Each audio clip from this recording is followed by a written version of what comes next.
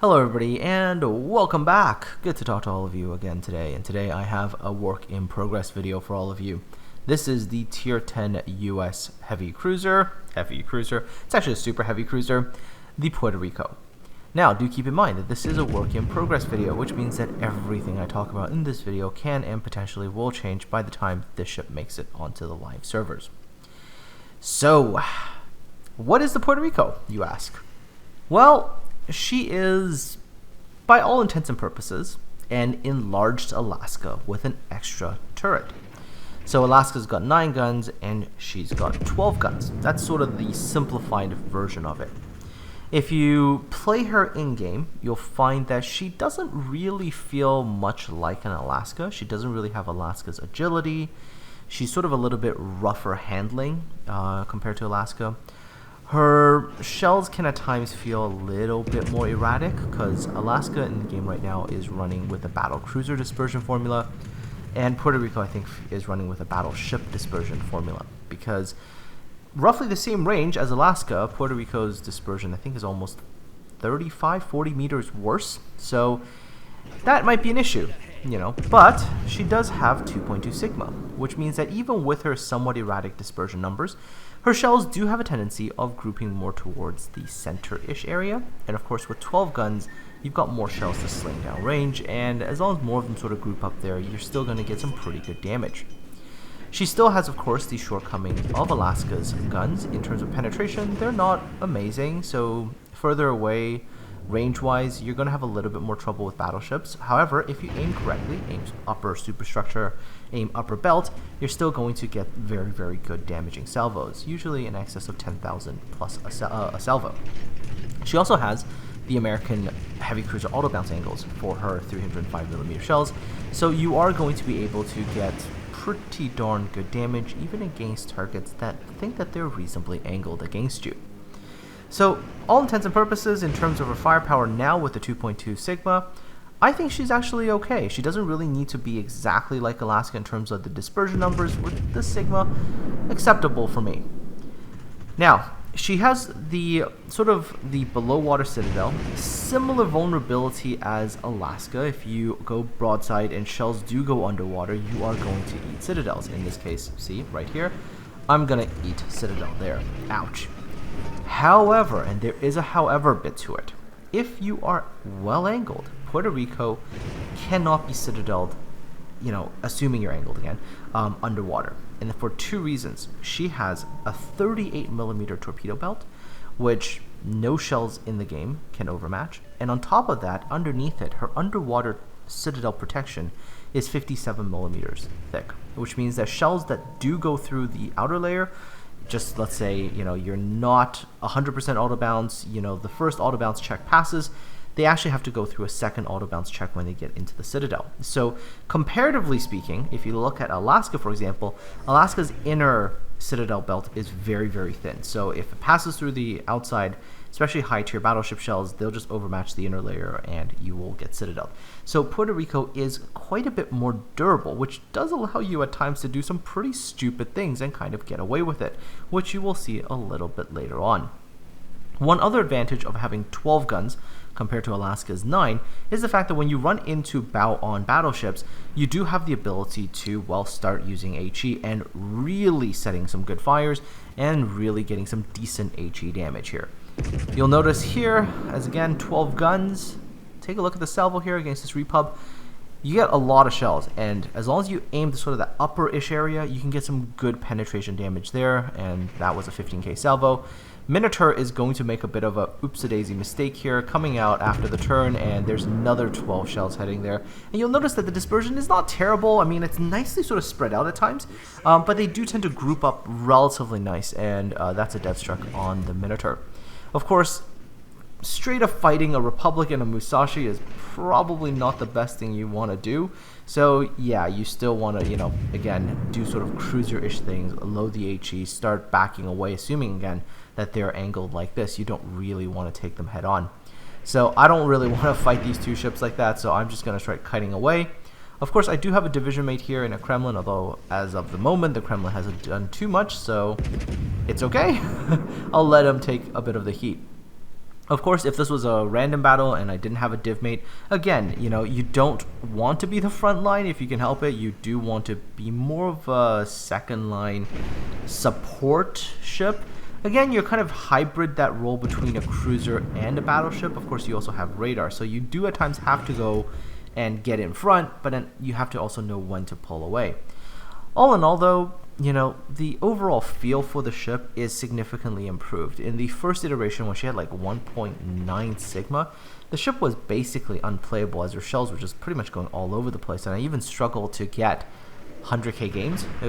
It was terrible. I played like 2 or 3 games with the Puerto Rico and just felt like I was, yeah. But this version with 2.2 Sigma, much better. Furthermore, of course, you know, she is a USN heavy cruiser, quote-unquote heavy cruiser, so you of course have access to DFAA, you have access to a radar, you have access to a heel, and all of these things added together make her a relatively versatile ship compared to a lot of the other things that you see in the game. One more thing, of course, the direct comparison that most people I think are going to make is they're going to say, alright, if you had a choice between this and Stalingrad, what would you pick? And I guess that's a fair kind of a question. Personally, I think I would still pick Stalingrad just because I don't think a lot of things in the game are really going to get better than 2.65 Sigma and battle cruiser dispersion formula. But if, you know, steel is just way out of, you know, reach for you and you only have access to whatever currency this ship will be, then, you know, yeah, I mean, Puerto Rico is not a bad ship at all, assuming, again, she stays in her current format. I mean, in her current form, I'm looking forward to her because I like Alaska. Alaska is one of my favorite ships in the game, and having something that's bigger, a little bit more durable at times, you know, and with a bit more firepower at tier 10, yeah, I'd absolutely go for it. So here is where I was about to say, right? There are times when you're going to have to do something a little bit stupid with Puerto Rico, and you're going to be able to pull off the kind of stupid thing. And so here it is. So Divmate in Kremlin pushes up against Musashi Republic. Not a bad decision, assuming that the two enemy battleships continue to do just one thing, which is continue reversing. But they don't, obviously. You'll see what happens is the Repub ends up making a move, and the situation gets a lot more complicated, and I do have to sort of get in there to try to draw some attention away. Okay, come on, rear turrets, would like you to get in action here. Originally my plan was if the Musashi continues to just kind of reverse there, that I'll sort of sit in a position like this, where assuming I don't get spotted by aircraft, I'm going to be able to maintain stealth and just continue firing my main guns at the Musashi, and as long as I can get all 12 HE shells to land roughly in the same area, that Musashi is going to have a bit of a bad day. Of course, this is where I said Republic ends up making a move. This enemy Repub decides to go for it, and of course that, if you notice, is going to be a little bit problematic for my div mate here. So I unfortunately have to push in here to give either this Repub something to think about, you know, which way to angle, or maybe just give enough angle to my teammates so that they can delete this Repub. You can see that HE salvo, assuming that I land them all correctly, can do some reasonable damage and can of course set fires and things like that.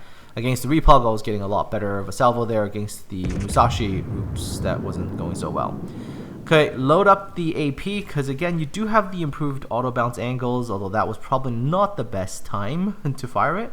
But it's okay, because you do have a relatively fast reload. So assuming the replug here is going to go and angle one of us, because he kind of has to, I would have got either another salvo there, but okay, Kremlin does his job. Ooh, okay, yeah, that salvo hurt. Again, 460mm guns. My upper belt is only 30mm, and of course bow and stern are 27, so overmatch occurs. 17,000 salvo, so ouch, that one is painful. Now, you do have relatively good main belt armor, so if you can bait the shot towards the main belt, you can mitigate some of the damage here.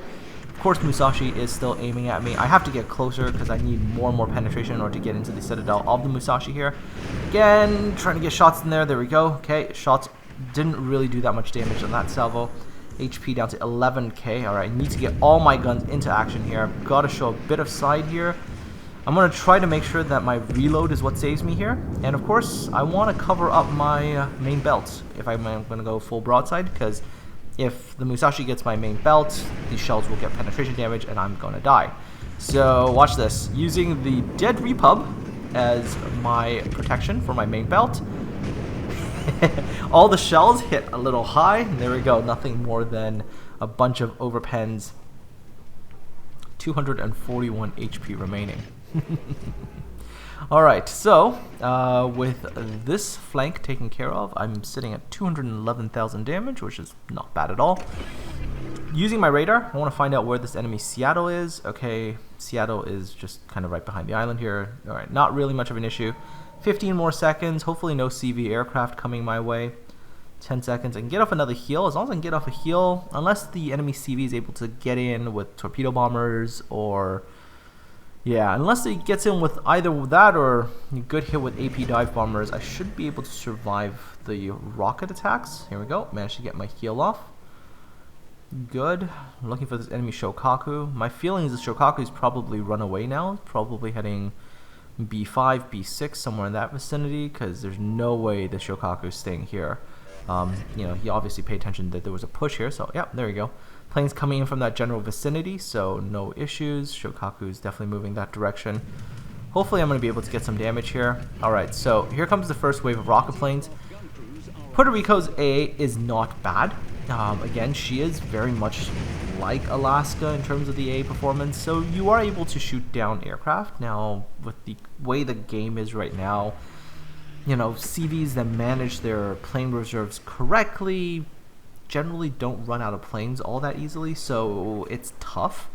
But the CV player in this particular game probably wasted one too many aircraft during the game, and so by this later stage they had, I believe, that full squadron of rockets, and then see it, torpedo bombers not so much, only 3 aircraft remaining. That's fine. I'm just going to maneuver correctly and hopefully mitigate this drop. Yeah. Going bow in usually makes the CV's life a little bit harder, and drop number 1, there we go, and that's okay. The other aircraft never got a chance to turn around, and I was able to basically go inside the minimum arms time of that torpedo, so there we go. Continue to look for this Shokaku. I really do want more damage if I can. I mean, this game's been pretty good so far. I've got 10 Citadels so far. Bunch of aircraft shot down. Probably going to get a bunch more because the Shokaku really wants me, as I am the relatively low HP ship. But I mean, I should be okay because Puerto Rico, like I said, does have reasonable amounts of armor. Center deck section is, I think, 38 millimeters. So again, something that is going to provide you with some degree of protection even against, you know, Yamato shells, as long as they hit in the middle area. There we go. Again, shoot down a couple more planes, take a little bit more damage, not a huge issue. Gone through my last heal charge. Got another DFAA charge, so if there's another thing that comes in, like another torpedo bomber squadron or a dive bomber squadron, I'm going to pop DFAA. Why? Because HP is not that high, so I don't really want to take any kind of torpedoes, because torpedoes are not friendly. No, not at all. And there's Shokaku. And there's my first salvo. Alright, there we go. I'm going to pop my DFA here. I'm going to try to kill off at least one of these on their attack run. There we go. One dead.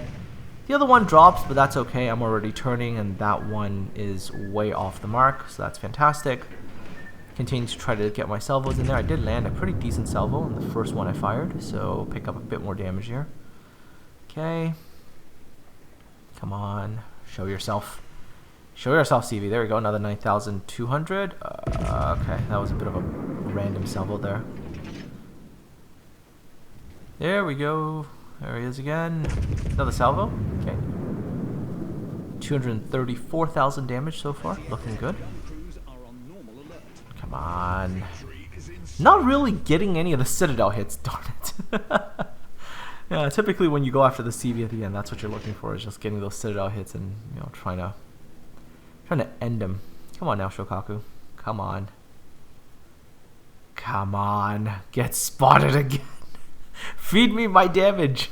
But yeah, I mean, all in all, like, Puerto Rico in its current form, I like it. This ship I can live with. I think she's gonna be, you know, a strong ship, but maybe not overwhelmingly so. You know, I think she's gonna perform reasonably well. She's got good firepower, good dispersion.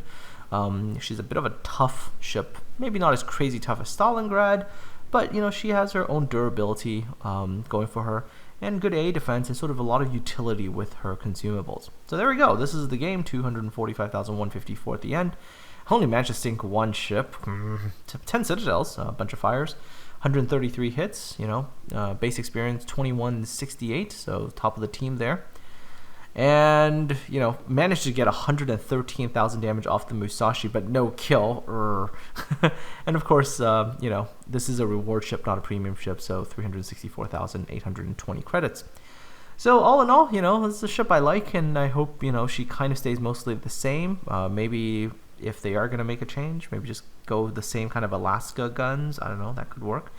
Who knows? But all in all, I'm happy with it. Oh yeah, and one little bonus clip during another one of my battles with Puerto Rico. This one is, after sinking a Moskva, I'm like, all right, I'm gonna see what happens if I bump up to the Moskva.